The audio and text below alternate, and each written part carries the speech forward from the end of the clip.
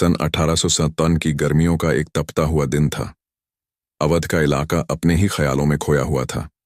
घोड़े दौड़ रहे थे, महलों के गलियारों में साज बज रहे थे और रियासत की दीवारों के पीछे एक साजिश धीरे धीरे पनप रही थी। इसी दौरान विजयगढ़ की रियासत में एक लड़की का जन्म हुआ, जिसे नाम मिला चंद्रकांता। उसके पैदा होते ही पूरे महल में चहल पहल मच गई। रानियों ने सोने की घूंटी दी, वजीरों ने मिठाई बंटवाई और ज्योतिषियों ने ऐलान किया, यह बच्ची बड़ी होकर पूरे हिंदुस्तान की सबसे सुंदर और सबसे ताकतवर राजकुमारी बनेगी। राजा जयसिंह और रानी देवकुंवरी की आंखों में जो चमक थी, वो अब तक किसी और संतान के लिए नहीं देखी गई थी। लेकिन इस खुशी के पीछे एक डर भी छिपा था, जिसे राजा ने अपने तक सीमित रखा। राजा जयसिंह ने बचपन में ही एक युद्ध के दौरान एक रहस्यमयी साधु से श्राप सुना था, तेरी अगली पीढ़ी की सबसे प्यारी चीज या तो तुझे खो देगी या तुझसे छीन ली जाएगी। ये बात उन्होंने कभी किसी से नहीं कही। चंद्रकांता बड़ी होने लगी। जैसे जैसे वह जवान होती गई, उसकी सुंदरता और समझदारी के किस्से दूर दराज तक फैलने लगे। वह सिर्फ सुंदर ही नहीं, बल्कि तलवारबाजी, घुड़सवारी और राजनीति में भी तेज थी। उसके गुरुजन कहते, राजकुमारी तो है, लेकिन मर्दों के भी छक्के छुड़ा दे। पर इसी दौरान एक और रियासत थी, नौगढ़, जिसके शासक महाराज शिवदत्त को चंद्रकांता की खबर लग चुकी थी। लेकिन उसके मन में राजकुमारी के लिए मोह नहीं, बल्कि एक अजीब सी सनक थी। वह उसे अपनी रियासत की रानी नहीं, बल्कि अपनी जीत की निशानी बनाना चाहता था। राजा जयसिंह को जब इस बात की खबर मिली, तो उन्होंने अपने सबसे भरोसेमंद सेनापति भीमसेन को बुलाकर कहा, अब वक्त आ गया है कि चंद्रकांता को दुनिया से छिपा लिया जाए। उसे उसकी सुरक्षा के लिए ऐसी जगह भेजो जहां कोई सोच भी ना सके। भीमसेन ने बिना कुछ पूछे सिर झुका दिया। उसी रात एक गुप्त रास्ते से चंद्रकांता को उसके बाल सखा वीरेंद्र सिंह और कुछ विश्वासी सैनिकों के साथ जंगलों के उस पार कैलाशपुर नामक किले में भेज दिया गया। लेकिन उन्हें क्या पता था कि यह शुरुआत है उस जंग की, जो सिर्फ तलवारों से नहीं, बल कैलाशपुर कोई मामूली जगह नहीं थी। ऊंचे पहाड़ों के बीच बसा यह किला जितना सुंदर था, उतना ही रहस्यमयी भी। चारों ओर घना जंगल, बीच में एक छोटी सी झील और किले की दीवारों पर लिपटी बेलें, जैसे कोई जमाना खुद को छुपाने की कोशिश कर रहा हो। यहाँ की हवा में भी अजीब सी खामोशी थी, जैसे कोई हर पल देख रहा हो। यही वो जगह थी जहां चंद्रकांता को छुपाया गया। वीरेंद्र सिंह, जो बचपन से ही चंद्रकांता का सबसे करीबी दोस्त था, अब उसका रक्षक बन चुका था। वह न केवल तलवार चलाने में माहिर था, बल्कि चालाकी और बुद्धि में भी कम नहीं था। कैलाशपुर पहुंचने के बाद सबसे पहले उसने सुरक्षा का इंतजाम किया। चारों दिशाओं में सैनिक तैनात किए गए। झील के पास की गुफाओं की निगरानी शुरू की गई और किले के अंदर हर कमरा जांच लिया गया।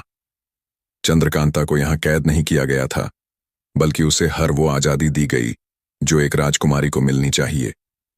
मगर वो आजादी उसकी चाहत नहीं थी। वह अपने पिता, महल और रियासत को छोड़कर इतनी दूर आने को मजबूर हुई थी। उसके दिल में हर रोज सवाल उठते, क्या सच में कोई मेरी जान का दुश्मन है? क्या मुझे यूं ही किसी गुमनाम किले में जिंदगी गुजारनी होगी?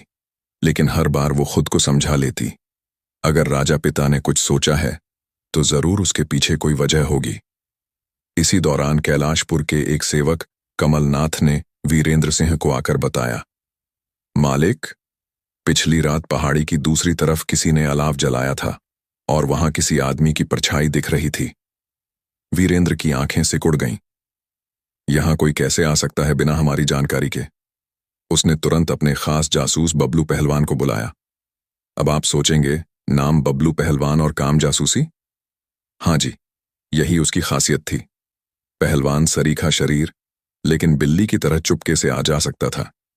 बबलू पहलवान ने मुस्कुराकर कहा, महाराज, बस 2 दिन का वक्त दीजिए। अगर किसी ने परछाई दिखाई है तो उसकी चप्पल तक खोज लाऊंगा। उधर चंद्रकांता को कैलाशपुर में रहने की आदत डालनी पड़ रही थी। मगर एक दिन जब वह झील के किनारे अकेले बैठी थी, उसने पानी में अक्स देखा, पर वो अक्स उसका नहीं था। किसी नकाबपोश का चेहरा था जो कुछ पल में ही गायब हो गया। चौंक कर वह उठ खड़ी हुई। कौन है वहां? उसकी आवाज पहाड़ों में गूंज उठी, मगर कोई जवाब नहीं आया। वह उलझन में थी। कहीं ये सब उसका वहम तो नहीं, या फिर कोई सच में उसकी निगरानी कर रहा है। अब तो मामला और भी पेचीदा हो गया है। अगर चंद्रकांता की नींद अब पहले जैसी नहीं रही, वो चेहरा जो पानी में दिखा था अब उसकी आंखों के सामने बार बार घूमता। किसी अनदेखे डर ने उसकी रूह को जकड़ लिया था। मगर वो कोई कमजोर लड़की नहीं थी, वो राजकुमारी थी। उसने तय किया कि जब तक सच सामने न आए, चैन की सांस नहीं लेगी। अगली सुबह वो सीधे वीरेंद्र सिंह के पास पहुंची। वीरेंद्र, मुझे इस किले में कुछ गड़बड़ लग रही है। मुझे लगता है कोई हमें देख रहा है। वीरेंद्र ने चौंक कर पूछा, क्या आपने किसी को देखा है? हाँ, चंद्रकांता बोली। कल रात झील के पास एक नकाबपोश की परछाई देखी थी, मगर जैसे ही मैंने उसे देखा वो पानी में गायब हो गया। वीरेंद्र गंभीर हो गया। उसने तुरंत बबलू पहलवान को तलब किया। बबलू, अब मजाक का वक्त नहीं। हमें किसी दुश्मन की आहट मिली है। तुम्हें उस नकाबपोश की तलाश करनी है। बबलू ने मुस्कुराते हुए कहा, आप बस नाम बताओ महाराज, हम तो उसकी मां के ससुराल तक खोज निकालें। और फिर शुरू हुई असली जासूसी। बबलू ने सबसे पहले झील के किनारे की मिट्टी को खंगाला। वहां उसे कुछ अजीब से पैरों के निशान मिले। साफ दिख रहा था कि कोई इंसान था, मगर उसके कदम बहुत हल्के थे, जैसे किसी प्रशिक्षित जासूस के। बबलू ने उन निशानों को जंगल की ओर जाते हुए देखा और धीरे धीरे उनका पीछा किया। उधर चंद्रकांता अब ज्यादा सतर्क हो गई थी। वो हर रात अपनी तलवार के साथ सोती और दिन में किले की ऊंची मीनारों से दूरबीन से पूरे इलाके को देखती। मगर उसे फिर वही चेहरा दिखाई दिया, इस बार मीनार के सामने वाले टीले पर। नकाबपोश ने बस एक नजर उसे देखा और फिर पत्थरों के पीछे गायब हो गया। अब बर्दाश्त से बाहर है, चंद्रकांता ने कहा, और घोड़ा लेकर खुद जंगल की तरफ निकल पड़ी। जैसे ही वो उस टीले के पास पहुंची, एक तीर उसके सामने जमीन पर आकर गिरा। तीर में एक छोटा सा कागज लिपटा था। चंद्रकांता ने कांपते हाथों से वो कागज खोला।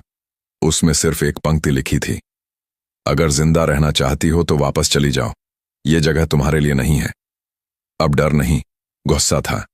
चंद्रकांता ने तीर को घोड़े की पीठ से बांधा और बोली, कौन हो तुम? सामने आओ, मैं किसी धमकी से डरने वाली नहीं। तभी झाड़ियों में कुछ खड़का। चंद्रकांता ने तलवार खींची और झाड़ियों की ओर बढ़ी। कौन है वहां? उसने कहा, और झाड़ियों के पीछे से एक आवाज आई, धीमी, रहस्यमयी, मगर जानी पहचानी। मैं वही हूं जो तुम्हें बचाने आया है, लेकिन तुम्हें मुझसे ही सबसे ज्यादा खतरा है। जब वीरेंद्र सिंह पहली बार चंद्रकांता को देखा था तो वो कोई शहजादी नहीं लगी थी, बल्कि एक जादू लगी परछाई सी लगी थी, जिसे छूने की चाहत दिल में थी और खोने का डर आंखों में। ये तब की बात थी जब दोनों राजघरानों में मेल मुलाकातें होती थीं। बाल्यावस्था की वो मुलाकातें धीरे धीरे दिल की धड़कनों में तब्दील होने लगीं। वीरेंद्र को चंद्रकांता की आंखों में एक ऐसी मासूमियत दिखती थी जो किसी तलवार से ज्यादा खतरनाक थी, और चंद्रकांता को वीरेंद्र की बातों में वो ठहराव, वो सच्चाई महसूस होती थी जो किसी राजा में होना चाहिए। दोनों की ये मोहब्बत राजदरबारों की दीवारों से टकराकर लौट आती, मगर फिर भी दिल में गूंजती रहती। जब राजाओं को यह बात भनक लगी कि चंद्रकांता और वीरेंद्र एक दूसरे से मोहब्बत करते हैं, तो दोनों घरानों के बीच तनाव बढ़ने लगा। चंद्रकांता के पिता को लगता था कि वीरेंद्र एक चालाक राजकुमार है जो मोहब्बत के नाम पर उनकी बेटी से सत्ता की चाबी लेना चाहता है, और वीरेंद्र के दरबार में कुछ दरबारी कान भरते रहते कि महाराज, ये चंद्रकांता मोहब्बत की आड़ में आपकी कमजोरी बन सकती है। मगर मोहब्बत कोई राजनीति नहीं होती, ये वो जादू है जो साजिशें नहीं समझता। एक दिन महल में वीरेंद्र को बुलाया गया। चंद्रकांता के पिता ने तीखे स्वर में कहा, अगर मेरी बेटी की इज्जत करनी है तो उसे भूल जाओ। हम तुम्हारे दुश्मन नहीं बनना चाहते, मगर अगर तुम पीछे न हटे तो तुम्हें मिटाने से भी पीछे नहीं हटेंगे। वीरेंद्र मुस्कुराया, मगर उसकी आंखें नम थीं। उसने कहा, राजा साहब, मैं आपकी बेटी से मोहब्बत करता हूं, कोई सौदा नहीं। अगर आप इजाजत दें तो ये रिश्ता आपकी मर्जी से हो, वरना मैं कभी उसका नाम भी नहीं लूंगा। लेकिन उसका ख्याल हर सांस में रहेगा। और तब से चंद्रकांता और वीरेंद्र अलग हो गए। लेकिन दिल के रिश्ते दीवारें कहाँ मानते हैं। अब जब चंद्रकांता कैलाशपुर आई और वीरेंद्र उसका रक्षक बना तो दोनों फिर पास आए। मगर अब एक नया फासला था, जिम्मेदारी का, खतरों का और उस नकाबपोश का। वीरेंद्र ने कई बार चाहा कि चंद्रकांता से दिल की बात कह दे, मगर हर बार कोई नई आफत सामने आ जाती। कभी किले पर हमला, कभी किसी संदिग्ध की घुसपैठ। और चंद्रकांता, उसने भी अपने जज्बात छुपा लिए थे। वो सोचती, कहीं ये मोहब्बत वीरेंद्र की मुसीबत न बन जाए।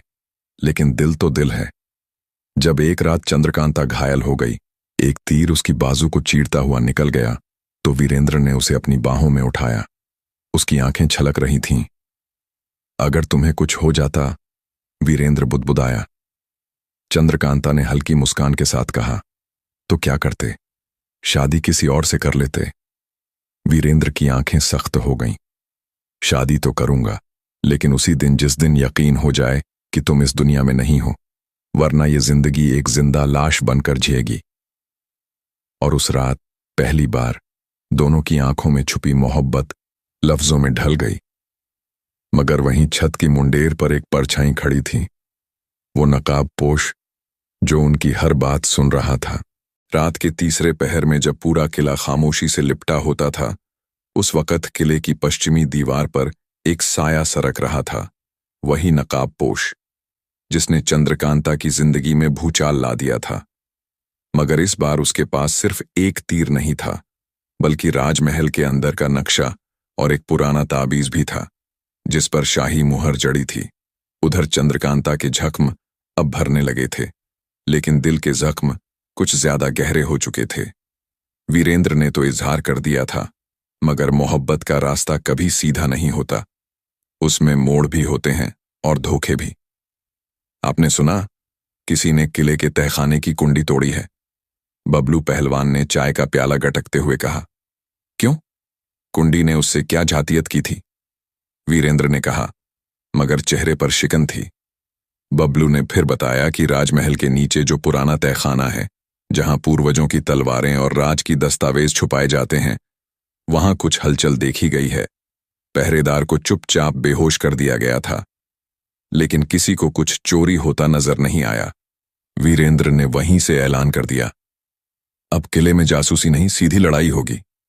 इधर चंद्रकांता को अचानक वही ताबीज मिल गया जो एक वक्त उसके बचपन में खो गया था। वो हैरान रह गई। ये ताबीज तो मेरे भाई का था। हाँ जी, कहानी में आया नया मोड़। चंद्रकांता का एक जुड़वां भाई भी था जो बचपन में खुफिया हालत में गायब हो गया था। सबने मान लिया था कि उसकी मौत हो गई, मगर अब वही ताबीज किसी नकाबपोश के पास कैसे आया? क्या नकाबपोश मेरा भाई हो सकता है? चंद्रकांता के होंठ सूख गए। वीरेंद्र ने सर पकड़ लिया। अगर ऐसा है तो फिर ये खेल कोई बाहरी नहीं, घर के अंदर का है। इसी बीच महल के पुराने पुजारी तंवर बाबा ने भी कुछ राज खोले। महाराज, चंद्रकांता का भाई बचपन में अगवा हुआ था, लेकिन एक काले तांत्रिक ने उसे अपने साथ ले जाकर उसकी याददाश्त मिटा दी थी। तो क्या वो तांत्रिक अब उसे हमारे खिलाफ इस्तेमाल कर रहा है? वीरेंद्र ने पूछा।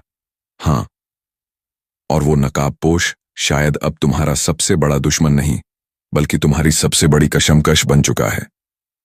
उस रात जब चंद्रकांता ने अकेले उस नकाबपोश से मिलने का फैसला किया, तो वीरेंद्र को बहुत गुस्सा आया। आप अकेली क्यों जाएंगी? अगर वो सच में दुश्मन निकला तो?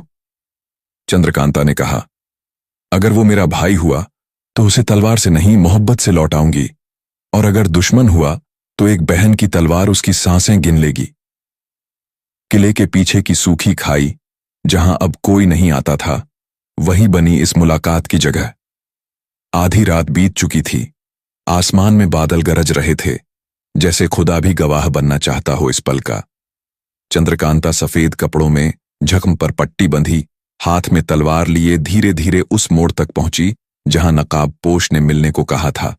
और फिर धुआं सा उठा और सामने आया वो काला लिबास, चेहरा अब भी नकाब में। तू कौन है? चंद्रकांता की आवाज कांपी, मगर हाथ नहीं। नकाबपोश चुप रहा, फिर धीरे से जेब से वही ताबीज निकाला और चंद्रकांता की तरफ बढ़ाया।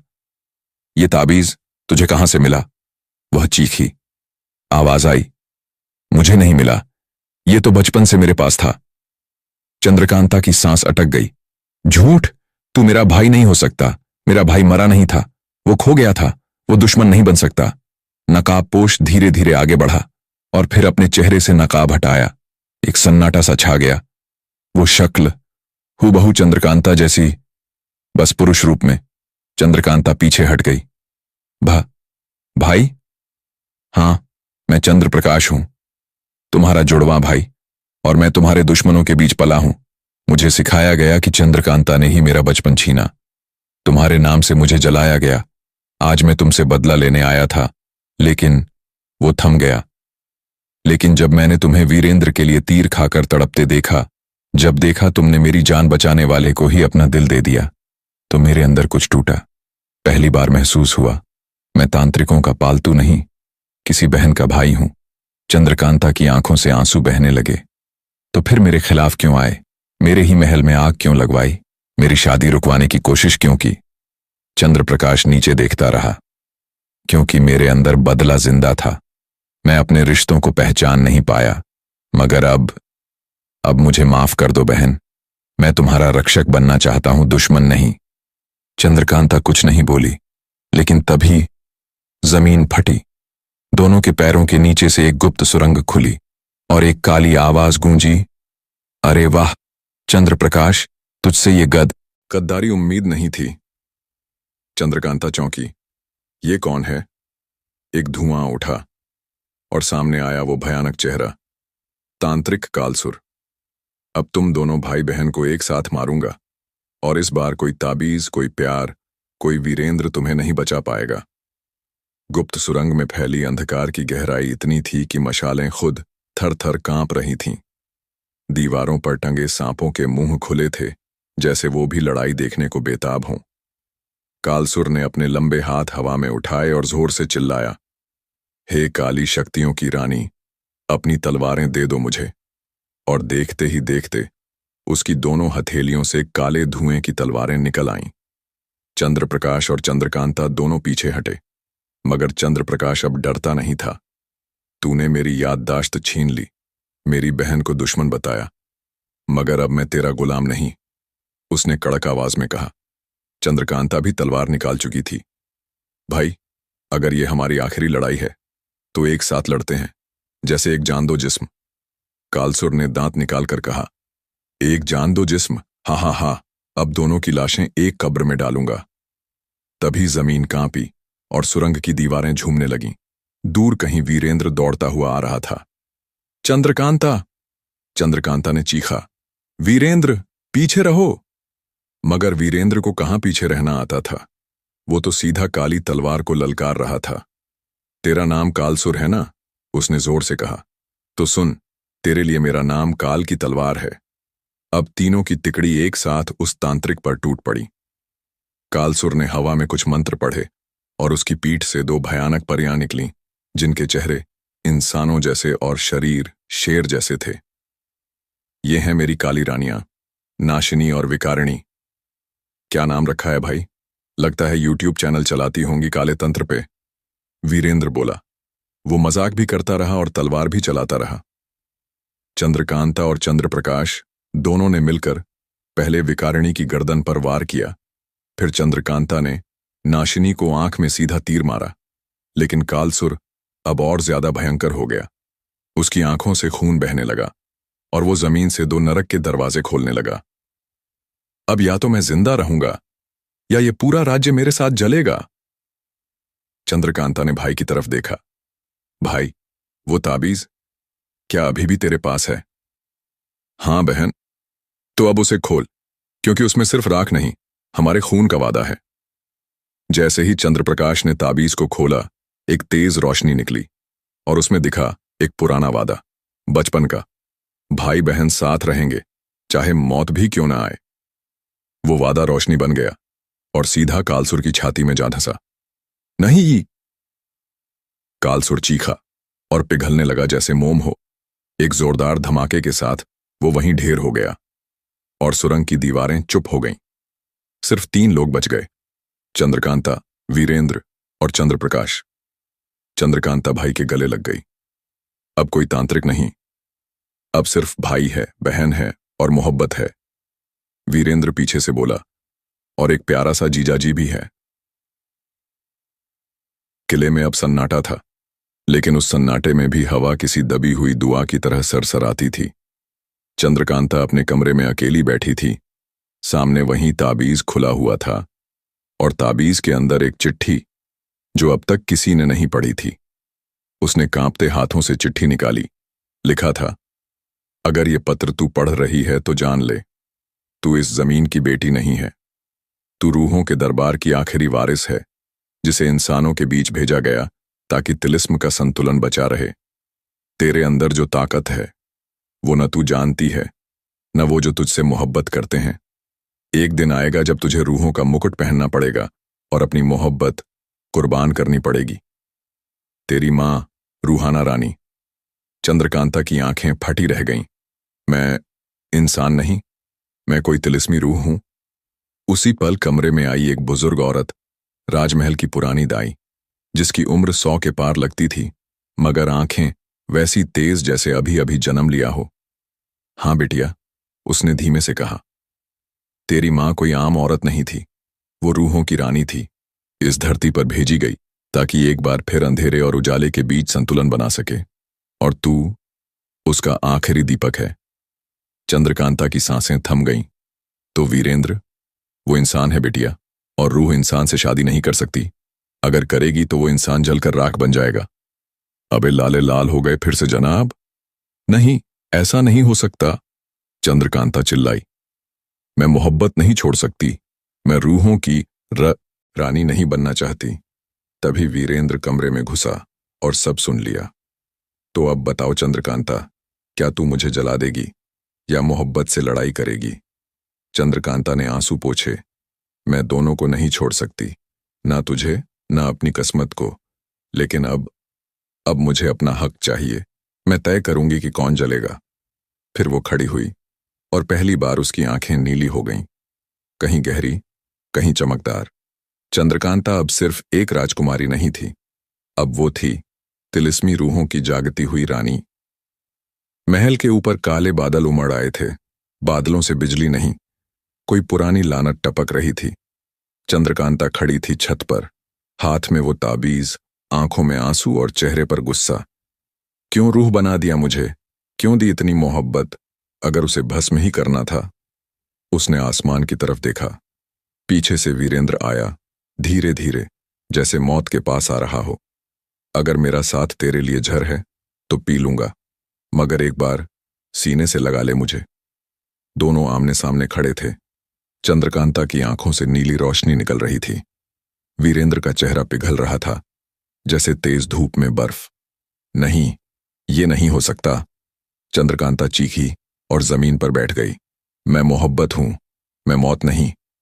अगर मैं रूह हूं तो मेरी रूह को भी प्यार चाहिए। तभी आसमान से एक सुनहरी बिजली गिरी और एक नई रूह सामने आई। एक बूढ़ा, झुका हुआ आदमी, जिसके सिर पर ताज था। मैं हूं रूहों का रखवाला, तलमूदुल हक। चंद्रकांता, रूहें मोहब्बत नहीं कर सकती, और अगर करें तो पूरे लोक में आग लग जाती है। चंद्रकांता उठ खड़ी हुई। तो लगने दे आग। अगर मेरी मोहब्बत से कोई तिलिस्म टूटता है तो उसे तोड़ दूंगी। अगर मेरी मोहब्बत से रूहें जलती हैं तो खुद जल जाऊंगी, मगर प्यार नहीं छोड़ूंगी। तलमूद ने तलवार निकाल ली। फिर तू रूहों की रानी नहीं रहेगी, तू सिर्फ एक बागी होगी, और बागियों का मुकद्दर मौत होता है। चंद्रकांता मुस्कुराई। तो फिर मार डाल, मगर पहले देख मेरी मोहब्बत का रंग। और उसने वीरेंद्र को चूमा। एक ऐसा चुंबन जिसमें आग थी, आंसू थे, विद्रोह था, और खुदा की कसम इतना ड्रामा था कि आसमान तक बोल पड़ा। अबे रुक जा भाई। चुंबन के बाद वीरेंद्र जमीन पर गिरा। मरा नहीं, मगर अधमरा। उसकी सांसें धीमी हो रही थीं। चंद्रकांता कांप रही थी। मैंने तुझे बचाने की कसम खाई है वीरेंद्र, और मैं कसम नहीं तोड़ती। अब वो घूमी और तलमूद की तरफ बढ़ी। तेरे नियम पुराने हो चुके हैं, अब रूह भी मोहब्बत करेंगी, और मैं वो पहली रूह बनूंगी जो प्यार करेगी और जिएगी। तलमूद ने जोर से चिल्लाया, मगर चंद्रकांता ने ताबीज उठाया और उसे वीरेंद्र की छाती पर रख दिया। एक जोरदार विस्फोट हुआ। पूरा महल हिल गया, रूहों की दुनिया कांप गई और चंद्रकांता चीख पड़ी। अब मोहब्बत जीतेगी या सब कुछ मिट जाएगा। बादलों से बनी एक दुनिया, जमीन नहीं, दीवार नहीं, सिर्फ हवा में तैरते काले पर्दे और बीच में एक गोल मंच।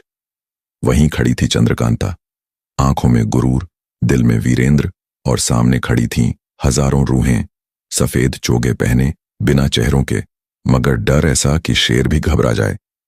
सबसे आगे बैठा था तलमूद, जो अब कोई बूढ़ा नहीं बल्कि 3 आंखों वाला एक तिलिस्मी अवतार बन चुका था। रूह नंबर 736। चंद्रकांता बानो, तुम पर आरोप है कि तुमने इंसानी मोहब्बत को अपनाया और एक रूह होते हुए नियम तोड़े। क्या तुम अपने जुर्म को कबूल करती हो? चंद्रकांता ने धीरे से कहा, मैंने प्यार किया है और हां, मैं उसे नहीं छोड़ूंगी। पूरा दरबार गूंज उठा, बगावत, बगावत। खामोश, तलमूद गरजा, अगर तुमने इंसान से मोहब्बत की है तो उसका अंजाम है या तो तुम अपनी रूह खो दोगी या उसका जीवन। चंद्रकांता मुस्कुराई, तुम्हारे कायदे पुराने हैं। मोहब्बत में रूह और जिस्म का क्या फर्क है? अगर इंसान के प्यार से रूह पिघल जाए तो वो जुर्म नहीं, इनाम होना चाहिए। अबे क्या डायलॉग मारा लड़की ने। तलमूद चुप, बाकी रूहें फुसफुसाईं। फिर दरबार में आया गवाह नंबर 1, राजकुमार वीरेंद्र, जिसे जादू से यहां लाया गया था।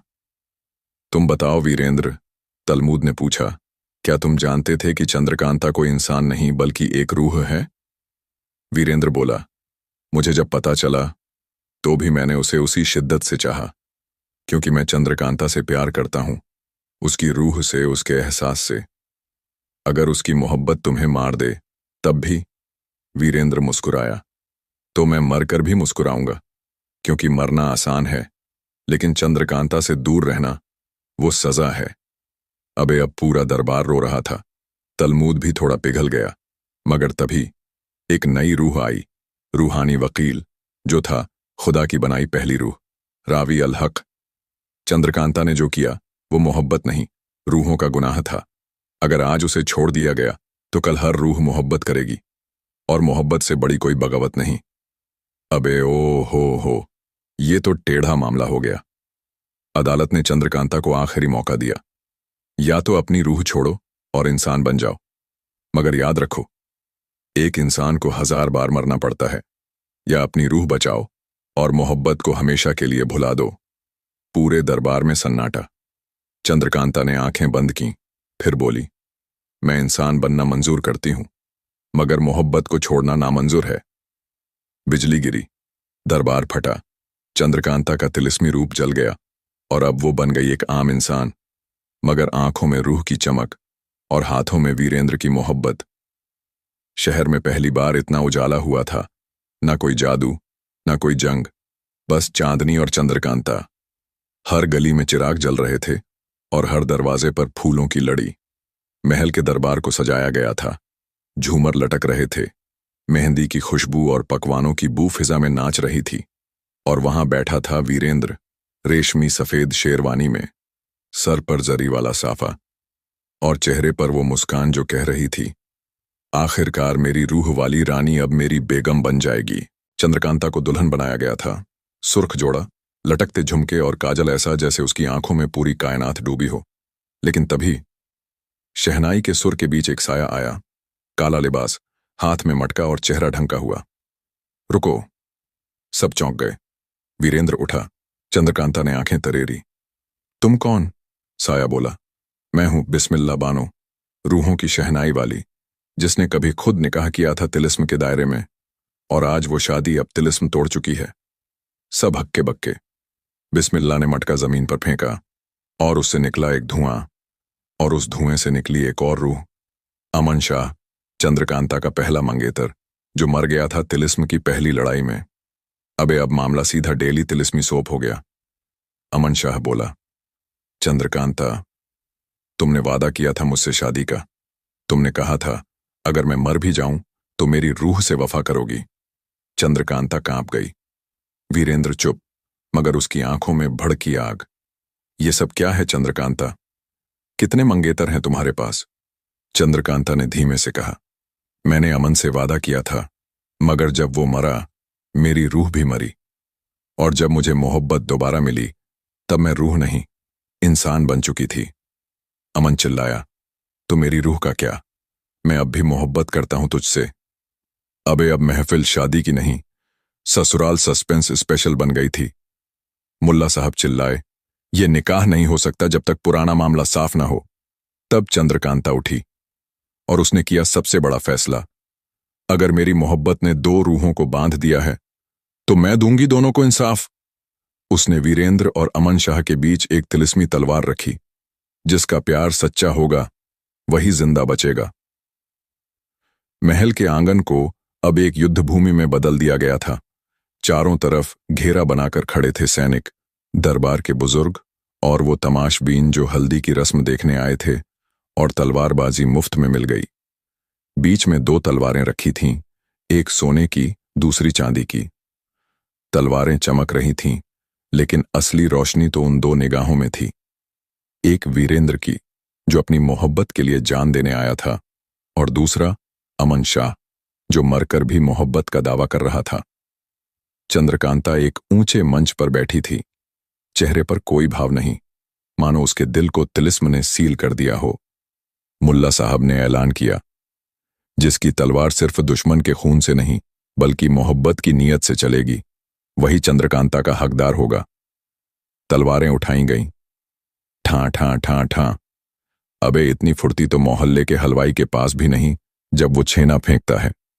वीरेंद्र ने सीधा हमला किया, मगर अमन शाह की तलवार ने उसे हवा में ही रोक लिया। एक झटका, दूसरा वार, तीसरा छलांग, और चंद्रकांता की आंखें फैल गईं। वीरेंद्र, उसने चीखा जब उसकी तलवार जमीन पर गिरी। मगर वीरेंद्र उठा, कांपते हुए मगर मुस्कुराता हुआ। अगर मेरी हार से अमन को चंद्रकांता मिलती है तो ये हार भी इनाम है। पूरा दरबार चुप। अमन शाह ने वीरेंद्र की छाती पर तलवार रखी, मगर उसका हाथ कांप रहा था। मारो, वीरेंद्र बोला। नहीं, चंद्रकांता चीखी।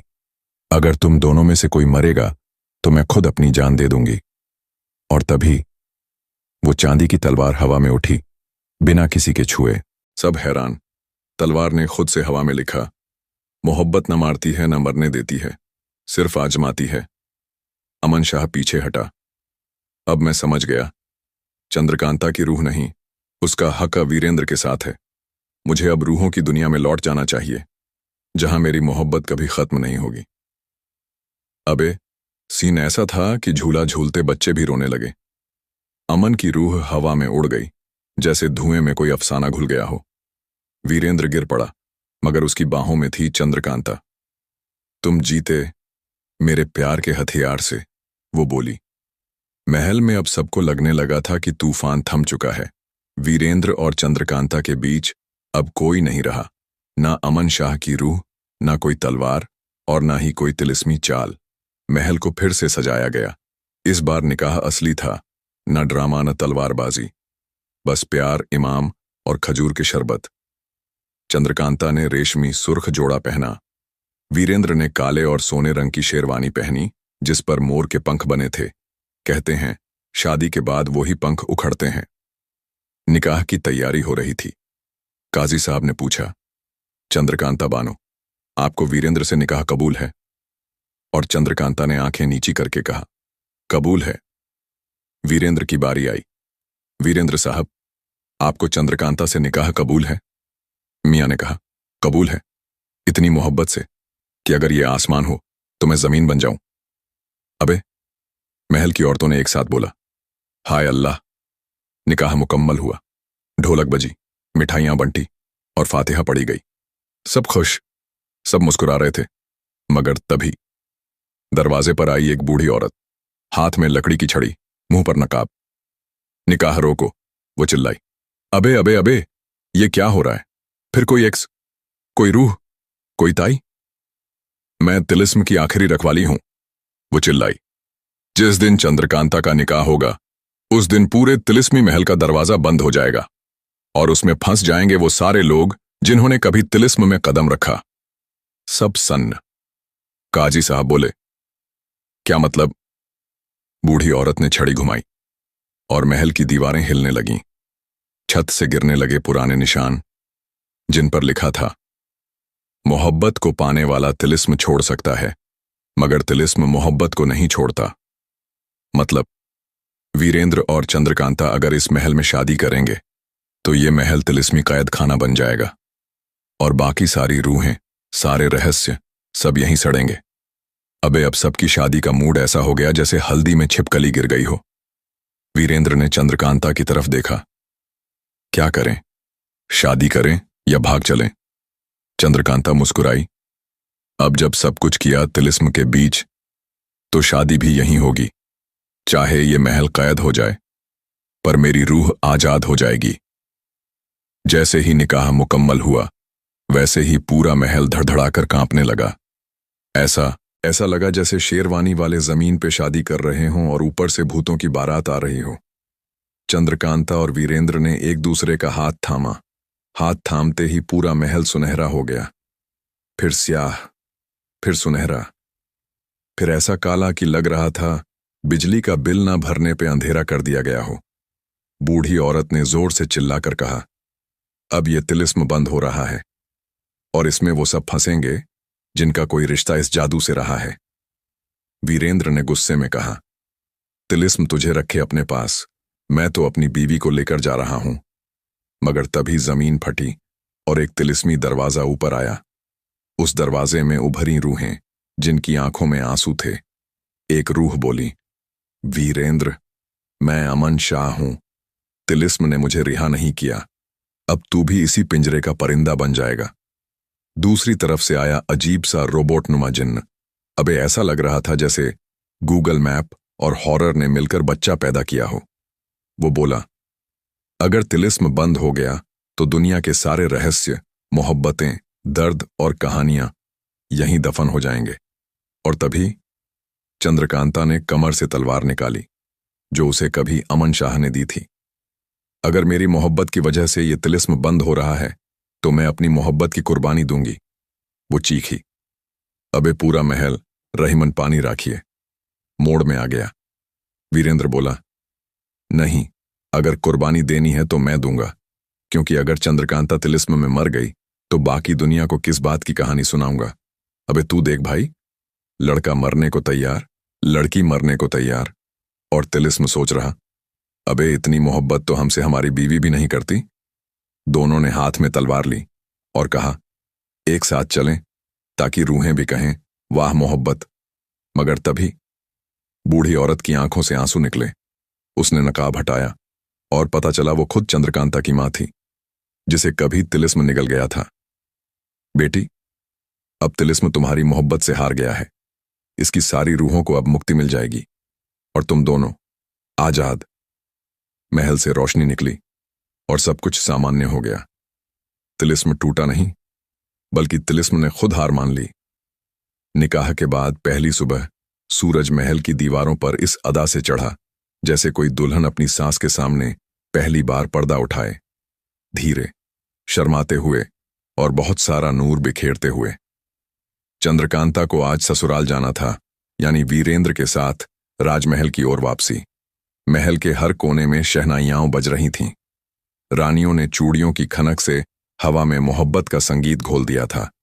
चंद्रकांता की आंखें भीगी थीं, मगर ये आंसू अब डर के नहीं थे, बल्कि उस सफर की याद में थे जो उसने वीरेंद्र के साथ हर जादू, हर चाल, हर खतरे के बीच तय किया था। तिलिस्म अब टूट चुका था, नहीं, माफ करना, बदल चुका था। वो अब एक सजा नहीं, एक निशानी था, जहां मोहब्बत ने जुल्म को हराया, जहां तलवारें झुकीं और दिल उठे। चंद्रकांता ने आखिरी बार उस दरवाजे की तरफ देखा जहां से उसकी मोहब्बत ने शुरुआत की थी, जहां वीरेंद्र पहली बार गिरा था और दिल से उठा था। बगल में वीरेंद्र खड़ा था। वो अब शहजादा नहीं, वो अब चंद्रकांता का रक्षक नहीं, उसका हमसफर था। महल से बाहर निकलते वक्त बूढ़ी औरत यानी उसकी मां ने उसे गले लगाया। बेटी, अब तेरा हर आंसू मेरी दुआ में बदल गया है। विदाई के घोड़े तैयार थे। चंद्रकांता ने अपनी मां को देखा, आंसू पोंछे, और कहा, अब अगर कोई तिलिस्म फिर से आए तो मैं नहीं डरूंगी। क्योंकि अब मेरी मोहब्बत मेरी ढाल है। वीरेंद्र हंसा और बोला, और मैं तेरी तलवार। और इस तरह दोनों निकले, एक ऐसे सफर पर जहां आगे की जिंदगी में तिलिस्म नहीं, तमीज थी, जहां डर नहीं, दरवाजे खुले थे, और जहां कहानियां खत्म नहीं होती बल्कि मोहब्बत में नई शुरुआत होती है। तो आपको हमारी ये कहानी कैसी लगी? हम उम्मीद करते हैं कि आपको यह कहानी जरूर पसंद आई होगी। अगर आपको यह कहानी पसंद आई हो तो हमारी वीडियो को लाइक और मेरे यूट्यूब चैनल को 9786 को जरूर सब्सक्राइब कर लें। और अगर आप इस कहानी का पार्ट 2 देखना चाहते हैं तो हमें कमेंट सेक्शन में लिख दीजिए। हम बहुत जल्द, अगर आपकी राय होगी, तो इस कहानी का पार्ट 2 लेकर आएंगे। वीडियो देखने के लिए शुक्रिया। अल्लाह हाफिज।